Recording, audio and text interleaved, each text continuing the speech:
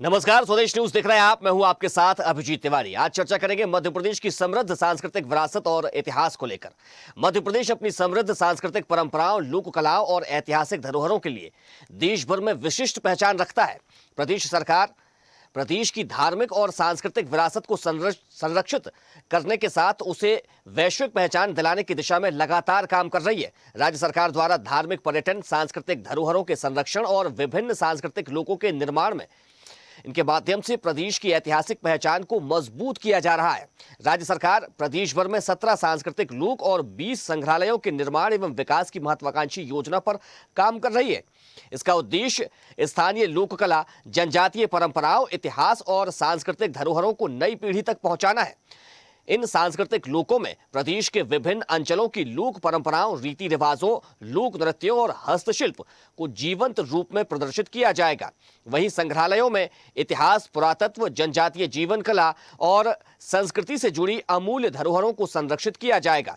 मुख्यमंत्री डॉक्टर मोहन यादव ने संस्कृति विभाग की गतिविधियों और योजनाओं की विस्तृत समीक्षा करते हुए प्रदेश की सांस्कृतिक विरासत के संरक्षण, संवर्धन और प्रचार प्रसार पर विशेष जोर दिया है।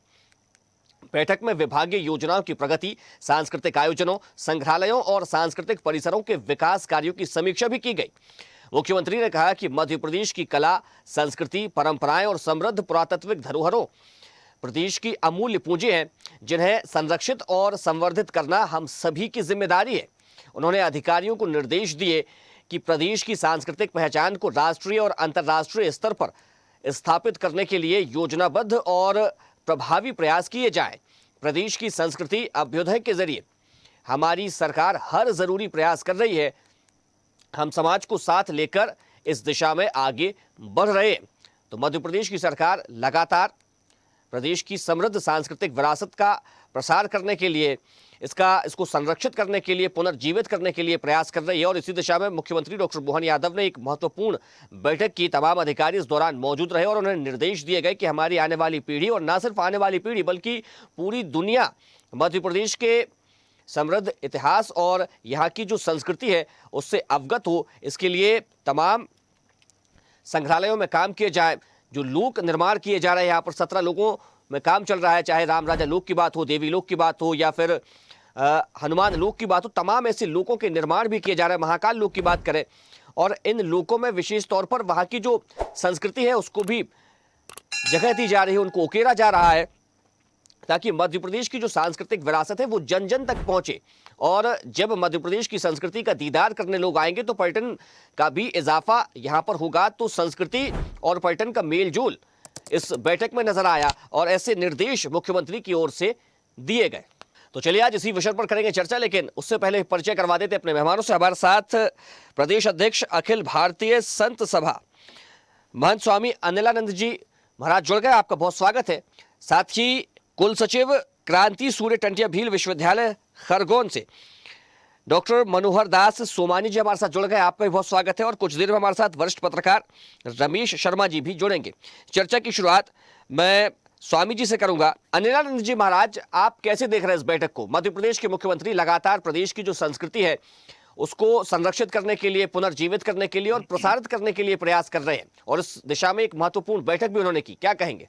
देखिए, माननीय मुख्यमंत्री जी निरंतर जो हमारी पौराणिक धरोहर हैं उनको सजोने में, उनको संवारने में, और जिन धरोहरों के साथ छेड़छाड़ करके जो विखंडित हो चुकी थी उनको संवारने में निरंतर कार्यरत हैं। पूरी सरकार जो है, अभी तो हमें ये देखने को मिल रहा है कि जैसे कि जब महाकाल लोक से शुरुआत हुई तो उसके बाद जो है ओंकारेश्वर में शंकराचार्य जी का वो बनाया गया, स्टेच्यू बनाकर एक शंकराचार्य लोक वहां बना दिया।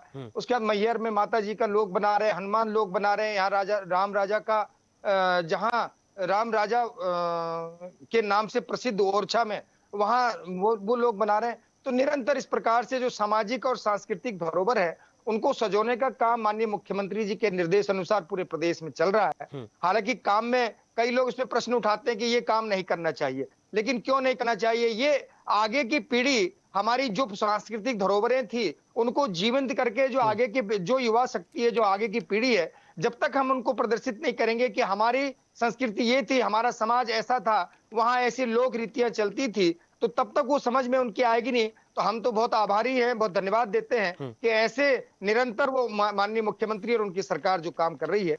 जी। संस्कृति के प्रचार प्रसार के लिए ये जो लोक बनाए जा रहे हैं, ये उनके प्रचार में कितनी बड़ी भूमिका निभा रहे हैं, क्या कहेंगे आप?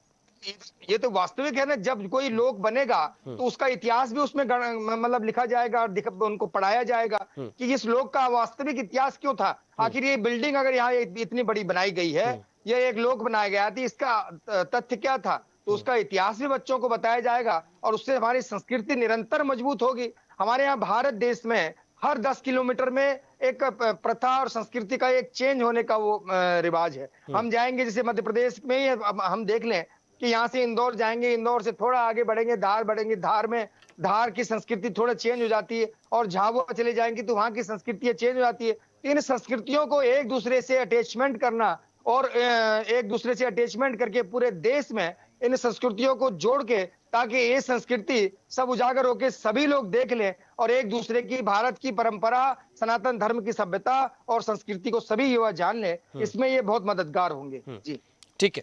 डॉक्टर मनोहर दास जी, मध्य प्रदेश का बड़ा ही जो है समृद्ध इतिहास रहा है, समृद्ध संस्कृति यहाँ की है और यहाँ के तमाम सारे क्षेत्र एक अलग कहानी बयां करते हैं। अब इन्हीं कहानियों को लोगों के सामने लाने के लिए मध्य प्रदेश की सरकार लगातार प्रयास कर रही है। साफ तौर पर यह निर्देश दिए गए हैं मध्य प्रदेश के मुख्यमंत्री की ओर से कि ऐसे जो लोक बनाए जा रहे हैं उनमें वहाँ की जो क्षेत्रीय संस्कृति है उसको वहाँ पर जगह दी जाए, उसको उकेरा जाए ताकि लोगों तक ये पहुँचे। और संग्रहालय भी बनाए जा रहे हैं जिनमें कई सारे ऐसे संग्रहालय हैं जहाँ पर लोग जब वहाँ पर पहुँचते हैं तो नई नई चीज़ें उनको पता चलती हैं। क्या कहेंगे इनको लेकर? मनोहर जी, माइक अनम्यूट कर लीजिए आप अपना। मैं सबसे पहले तो प्रदेश के माननीय मुख्यमंत्री जी मोहन यादव जी को धन्यवाद देना चाहूंगा, साधुवाद देना चाहूंगा कि उन्होंने जो मध्य प्रदेश के पारंपरिक धार्मिक स्थान है, सनातन है, सांस्कृतिक विरासत है, उसका विकास करने का एक बीड़ा मध्य प्रदेश सरकार के माध्यम से, सांस्कृतिक विभाग के माध्यम से शुरू करने की पहल करी है। निश्चित ही यह पहल मध्य प्रदेश के लिए नहीं बल्कि भारत के लिए भी बहुत आवश्यक है, क्योंकि हमारे जो देश की युवा पीढ़ी है, जो आने वाले युवा हैं, जिनको इन धार्मिक भौगोलिक विरासत का ज्ञान नहीं है, जब इनका विकास होगा, इनका उद्भव होगा और इन परंपराओं को जब हमारी युवा पीढ़ी जानेगी तो निश्चित ही उनके ज्ञान का अर्जन होगा। अभी जो हमारी भारतीय शिक्षा नीति आई है उस पर भी हमने भारतीय ज्ञान परंपरा को बढ़ावा देने का उद्देश्य रखा है। तो उसी और एक सरकार का यह कदम बहुत महत्वपूर्ण कदम है जो कि मध्य प्रदेश के सांस्कृतिक विरासतों को, धार्मिक स्थानों को विकसित कर वहां पर युवाओं को जोड़ा जाएगा आने वाले समय में। आप देखिए जब महाकाल बना, पिछले 3 सालों में महाकाल लोक में प्रतिवर्ष प्रतिदिन आने वाले धर्मार्थियों की संख्या बढ़ रही है, जिसमें युवा पीढ़ी सर्वाधिक है। तो ये निश्चित ही मध्य प्रदेश के सुनहरे भविष्य के लिए आवश्यक है और हम युवा पीढ़ी को इस ओर आगे बढ़ाएंगे। ठीक है। रमेश शर्मा जी, जब इस तरह से इतिहास का और संस्कृति का प्रसार होता है, प्रचार प्रसार होता है, उसका असर पर्यटन पर कितना होगा, कितना लाभ मिलेगा पर्यटन को उससे? स्वाभाविक रूप से इसका लाभ पर्यटन को मिलेगा। लोग आएंगे, न केवल प्रदेश के, देश के, बल्कि विदेश के भी लोग आएंगे। पर्यटन को जो लाभ मिलता है वो तो अपनी जगह है, लेकिन इस तरह की संस्कृति के प्रसार से कहीं ना कहीं जो स्थानीय निवासी हैं उनका आत्मगौरव जागृत होता है, आत्मविश्वास जागृत होता है। जैसा कि आपने कहा भी है अभी थोड़ी देर पहले कि मध्य प्रदेश का कोई कोना ऐसा नहीं है जो ऐतिहासिक और पुरातात्विक दृष्टि से महत्वपूर्ण ना हो। यहाँ पर 2.5 लाख वर्ष पुराने मानव सभ्यता के अवशेष खोजे गए हैं। ऐसे चिन्ह भी मिले हैं जो मिटे नहीं हैं, और चाहे रामायण काल हो, महाभारत काल हो, वैदिक काल हो, ऋषियों की तपोस्थली यहाँ पर वर्णन मिलते हैं। और हमारे यहाँ जो नर्मदा है, बेतवा है, चंबल है, ये नदियाँ गंगा से भी ज्यादा प्राचीन है। तो स्वाभाविक रूप से जब हम संस्कृति को इस प्रकार कहेंगे, अगर हम नायकों की दृष्टि से भी देखें तो मध्य प्रदेश पूज्य आदि शंकराचार्य जी की तपोस्थली है, कपिल मुनि की तपोस्थली है, कृष्ण जी के चिन्ह है, राम जी के चिन्ह है, विक्रमादित्य की धरती है, भरत मुनि की धरती है, राजा भर्तरी की धरती है, तो राजा नल की धरती है। ये पुराण कथाओं भरी पड़ी हुई है। तो स्वाभाविक रूप से जब स्थानीय स्तर के चित्र उकेरे जाएंगे जो पुरातात्विक महत्व के, तो उससे आत्मविश्वास जागेगा, आत्मगौरव जागेगा। और कहीं ना कहीं ये काम बहुत पहले स्वतंत्रता के साथ होना चाहिए था, जो नहीं हो पाया। अब लेकिन मोहन यादव जी कर रहे हैं, निश्चित रूप से उनको साधुवाद है और इस काम में तेजी लानी चाहिए। जी ठीक है मनोहर दास जी, संस्कृति, इतिहास, इनके प्रचार प्रसार और पुनरुद्धार के लिए किन बातों का ख्याल रखना चाहिए और किन बातों पर विशेष जोर देना चाहिए?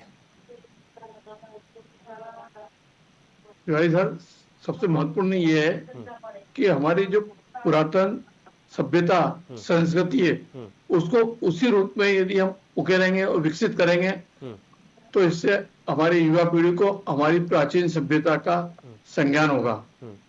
दूसरा, जो अभी पिछले दिनों समीक्षा करी थी माननीय मुख्यमंत्री जी ने सांस्कृतिक विभाग की, उसमें उन्होंने बोला था कि हम सम्राट विक्रमादित्य के नाम पर एक शोध अकादमी का गठन करेंगे और उसमें शोध कार्य को बढ़ावा देंगे। निश्चित ही शोध, आप जानिए कि शोध जो करता है कि युवा करता है, जो 20-21 साल की आयु में पीजी स्नातकोत्तर कक्षा में अध्ययनरत रहता है और 35 साल तक 40 साल तक वो अपने विषय का पीएचडी उपाधि के लिए, शोध कार्य के लिए अध्ययन अध्यापन करता है। तो जब इस और शोध होगा तो शोध में जो भारतीय प्राचीन सनातनी व्यवस्थाएं हैं उनको भी हमें युवा पीढ़ी को बताना जरूरी है। जब तक हम युवा पीढ़ी को हमारी प्राचीन परंपराओं को नहीं बताएंगे तो वो उनका निर्वहन कैसे करेंगे। और जब भारत ही नहीं, वर्ल्ड में किसी भी कंट्री में यदि उसकी प्राचीन परंपरा से युवा पीढ़ी को संज्ञान में नहीं लाया जाता, उनको बताया नहीं जाता है, तो वहां की सभ्यता समाप्त हो जाती है। तो भारत की सभ्यता बनी रहने का जो सबसे मूल कारण है कि भारत में हमने निरंतर ईश्वर प्रयास किए हैं, किंतु जितनी गति से प्रयास अब पिछले 12 सालों में हो रहे हैं उतने प्रयास पिछले 60 सालों में नहीं हुए थे। इस बात को हम सबको स्वीकार करना होगा। आप देखिए, अभी जैसा स्वामी जी ने बताया, शर्मा जी ने बताया कि भारत की नहीं, मध्य प्रदेश में हर क्षेत्र में हर जगह कोई ना कोई धार्मिक स्थान है जिसका अपना पुरातन महत्व है। आप खरगोन में ले लीजिए, नवग्रह मंदिर है। अब नवग्रह मंदिर के बारे में कितने मध्य प्रदेश के नागरिक जानते हैं? मतलब देश के नहीं, मैं तो केवल प्रदेश की बात करता हूँ फिलहाल। तो अब नवग्रह लोक बनाया जा रहा है। मैसर में देवी अहिल्याबाई के स्थान को विकसित किया गया, ओंकार से विकसित कर रहे हैं। धार में हम बहुत सालों को विकसित करने जा रहे हैं। ये मैं उस क्षेत्र की बात कर रहा हूँ, इंदौर संभाग की, जहाँ का मैं निवासी हूँ। ऐसे ही बुंदेलखंड में देखिए आप, ओरछा में देखिए आप, तो इन सबको विकसित कर रहे हैं हम। किसके लिए? हमारे आने वाले युवा पीढ़ी ही इसका लाभ उठाएगी। और वही देखिए जो यात्राएं होती है, आज देखिए यात्राएं युवा पीढ़ी ज्यादा करती है, पर्यटन युवा पीढ़ी ज्यादा करती है। पर्यटन से लोगों को रोजगार मिलेगा, निश्चित है, किंतु रोजगार के साथ साथ उनको वहां की सांस्कृतिक धरोहर का संज्ञान होगा, ज्ञान होगा, जो अपने आने वाले नई पीढ़ी को भी बताएंगे। ठीक है महाराज जी, ये जो बीड़ा मुख्यमंत्री डॉक्टर मोहन यादव ने उठाया है, क्या इसमें कुछ चुनौतियां भी नजर आती हैं? यदि आती हैं तो कौन सी वे चुनौतियां हो सकती हैं? कुछ चुनौतियां तो हर काम में, हम कोई अच्छा काम भी करने जाएंगे और ये तो बहुत बढ़िया काम हो रहा है, पूरे समाज का और पूरा सामाजिक काम हो रहा है, तो हम तो कुछ भी अगर किसी, आप तो ये बताइए कि कोई अपने बच्चे की शादी करने जब जाता है तो उसके ऊपर भी लोग चुनौती खड़े कर देते हैं, अरे उनने ये काम में अच्छा नहीं किया, ये पूरा। तो ये चुनौतियों का तो सामना सरकार करेगी और माननीय मुख्यमंत्री इसमें बड़े ही उनको पारंगत हासिल है, वो सब अच्छे ढंग से करेंगे। देखिए, मैं ये बताना चाहता हूँ कि धन्यवाद हम इसलिए देना चाहते हैं सरकार को कि आज से कम से कम 15 साल पहले हमारे बच्चों को, और हमने जो इतिहास पढ़ा है उसमें पढ़ाया जाता था कि अकबर महान था, बाबर महान था, भाई इसके अलावा कोई इतिहास था ही नहीं। इतने महापुरुषों ने, इतने बड़े बड़े भारत देश में इतने ज्ञानी और इतने वरिष्ठ लोग जो है, महाराणा प्रताप का कहीं नाम नहीं था। आप ये बताइए कि महाराणा प्रताप जी की कल जयंती आने वाली है, उनका इतिहास में थोड़ा सा नाम था, लेकिन आज हम धन्यवाद इसलिए देते हैं माननीय मोदी जी को और माननीय हमारे मुख्यमंत्री जी को, ये जो पुरानी सांस्कृतिक धरोहर है, जो भारत का वास्तविक भविष्य था, ये उसको उजागर करके और उस उजागर करके पूरे युवाओं को, पूरे देश को उसमें शामिल करके सबके पटल पे रख रहे हैं, ताकि वाली पीढ़ी इसको देखे कि वास्तविक भारत क्या था और वास्तविक भारत में किस प्रकार से संस्कृतियां जीवित हुआ करती थी। धीरे धीरे हमारी संस्कृतियों को विलुप्त करने का काम जो पुराने इतिहासकारों ने किया, कम से कम ये तो इसलिए ये धन्यवाद के पात्र हैं कि उन इतिहासकारों के मुंह पे कालिक पोतने का काम में हमारी सरकार ये कर रही है कि जिन्होंने हमारी संस्कृति को दबा के रखा, आज तक मतलब उजागर नहीं होने दिया। लेकिन आज सरकारें ये काम कर रही हैं, ये बहुत हमारे लिए सौभाग्य का अवसर है और सरकार धन्यवाद की पात्र है। मैं लेकिन आपके चैनल के माध्यम से एक बात और संज्ञान में लाना चाहूंगा कि हम लोग जिसे माननीय मुख्यमंत्री जी से हम भी मिलेंगे अभी, कि नदियों पे काम करना अब अति आवश्यक हो गया, क्योंकि इस बार आपने देखा होगा कि मौसम के हिसाब से गर्मी के मौसम में जिस प्रकार से पेड़ पौधे, बड़े बड़े पेड़ पौधे सूखने लगे थे और लोग जो है 46 से 47 डिग्री पे शिफ्ट हो गया मध्य प्रदेश। तो इसके लिए हमें नदियों को जीवित करना पड़ेगा। अभी काम तो चल रहा है, लेकिन इस तरफ भी माननीय मुख्यमंत्री का ध्यान आकर्षण करना पड़ेगा। जी ठीक है रमेश शर्मा जी, व्यक्ति निर्माण और व्यक्तित्व को गढ़ने में इतिहास कितना सहायक होता है? देखिए, व्यक्ति निर्माण और व्यक्तित्व को गढ़ने में अगर सबसे ज्यादा सहायक होता है तो इतिहास ही होता है। व्यक्ति दो प्रकार से सीखता है। चेतन की दृष्टि से हम देखें तो हमने कोई प्रवचन सुना, कोई व्याख्यान सुना, कोई पुस्तक पढ़ ली है या किसी को देख लिया है, तो उससे कहीं ना कहीं हमको एक प्रेरणा तो मिलती है। लेकिन जो भीतर अंतर शक्ति आपकी होती है वो कहीं ना कहीं आपका अवचेतन जो होता है वो इतिहास और पूर्वजों की परंपराओं से और उनकी जो गौरवशाली संस्मरण है, इतिहास है, घटनाएं हैं, उनसे कहीं ना कहीं अवचेतन स्वतंत्र होता है।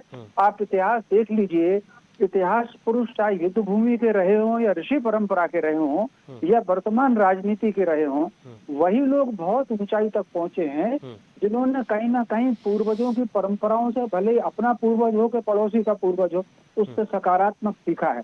ये जो अभी अभियान जो चल रहा है विकास के साथ विरासत, जो मोदी जी का मंत्र है और उस पर जो मोहन यादव जी चल रहे हैं, स्वाभाविक रूप से ये व्यक्ति निर्माण के लिए और राष्ट्र निर्माण के लिए बहुत अद्भुत है। एक बात जो आपने अभी महाराज जी से पूछा उसका उत्तर मैं देना चाहता हूँ कि इस तरह के कामों में हमको सावधानियां किस तरह की बरतना और क्या समस्याएं आ सकती हैं। एक बात ध्यान रख लीजिए, जिस प्रकार अंधकार और प्रकाश साथ साथ चलते हैं उसी प्रकार जो सुर्ख पद्धत व्यक्तित्व होते हैं उसी प्रकार आसुरी प्रवृत्तियां भी साथ साथ चलती हैं। देख लीजिए पुराण कथाओं में जब अमृत बट रहा था तो जाके राहु बैठ गए छुप करके और पी करके अमृत चला गया।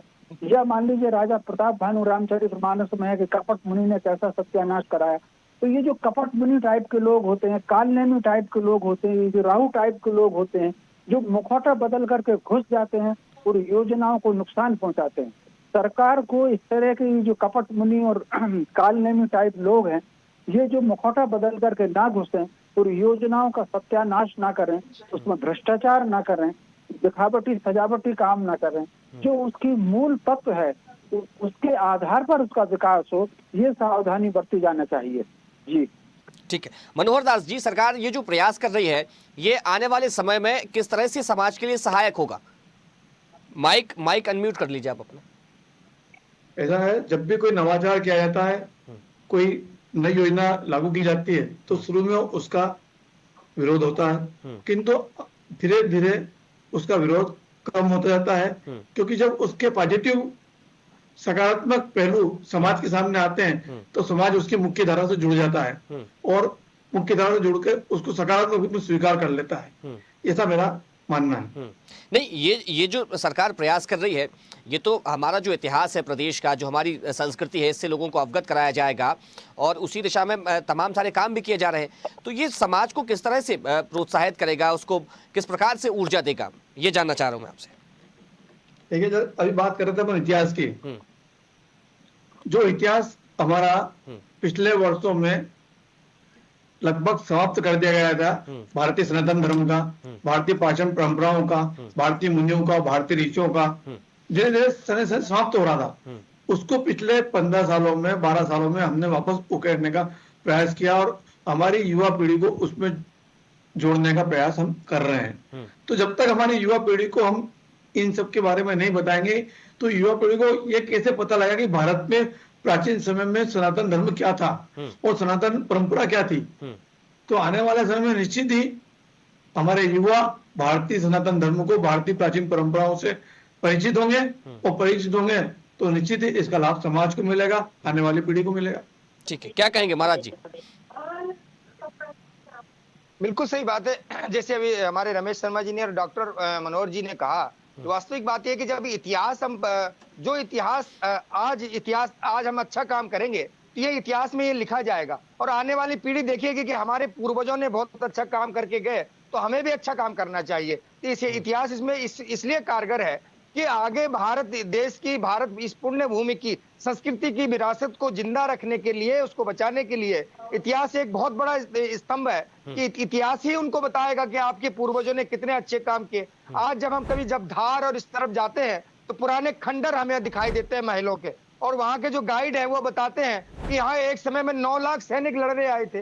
तो ये इतिहास ही तो बताता है कि भैया हुआ क्या था, यहाँ के किस प्रकार की ये कलाकृतियां थी, या हमारी संस्कृति क्या है, या हमारा समाज उस समय किस प्रकार का समाज था आज वो, या हमें किस प्रकार की कुरीतियों से दूर रहना चाहिए। ये सब इतिहास इसको कारगर करेगा। और आज जो हम अच्छा काम कर रहे हैं, सामाजिक जितने भी ये लोक बन रहे हैं, जैसे माननीय मुख्यमंत्री जी ने 18-19 लोकों की घोषणा करी और निरंतर रूप में काम भी चालू हो गया है, तो ये भी इतिहास में लिखा जाएगा कि एक समय में ये था कि उन जो पुरानी कलाकृतियां थी उनको जीवित करने के लिए सरकार ने अच्छा काम किया। जी ठीक है महाराज जी, समय हो गया, इस चर्चा को यही विराम देना पड़ेगा। हमारे साथ जुड़ने के लिए स्वामी अनिलानंद जी आपका बहुत शुक्रिया, डॉक्टर मनोहर दास सोमानी जी आपका धन्यवाद, और रमेश शर्मा जी आपका भी बहुत शुक्रिया। तो मध्य प्रदेश की सरकार लगातार प्रदेश के ऐतिहासिक और सांस्कृतिक विरासत का प्रचार प्रसार कर रही है, इसको संरक्षित करने के लिए काम किए जा रहे हैं, और मुख्यमंत्री ने इस दिशा में एक महत्वपूर्ण बैठक की है। कहा है कि मध्य प्रदेश की जो सांस्कृतिक और ऐतिहासिक विरासत है इसको जन जन तक पहुंचाया जाए और तमाम ऐसे निर्माण कार्य किए जाएं, चाहे संग्रहालयों के या लोक निर्माण हो, और उनमें